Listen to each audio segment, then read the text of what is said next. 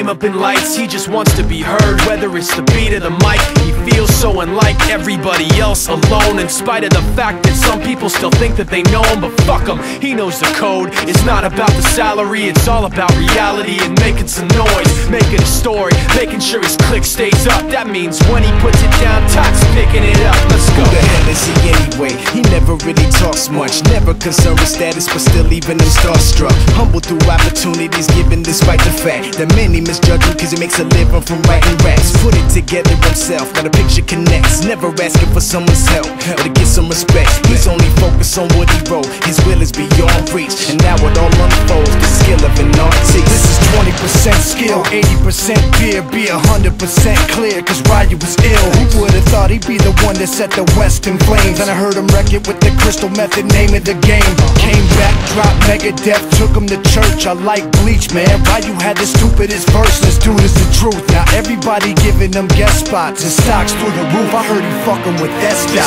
This is 10% luck, 20% skill, 15% concentrated power of will, 5% pleasure, 50% pain, and 100% reason to remember the name. They call him Ryu, he's sick and he's spitting fire. And Mike got him out the dryer, he's hot. Found him in Fort Minor with top, but a fucking nihilist porcupine. He's a prick, he's a cock. The type women wanna be within, rappers hope he gets shot. 8 years in the making, patiently waiting to blow. Now the record with your notice taking over the globe. He's got a partner in crime, this shit is equally dope. You won't believe the kind of shit that comes out of this kid's throat. He's not your everyday on the block. He knows how to work with what he's got, making his way to the top. He often gets a comment on his name. People keep asking him, was it given that birth or does it stand for an acronym? No, he's living proof. Let him rock in the booth. He'll get you buzzing quicker than a shot of vodka with juice.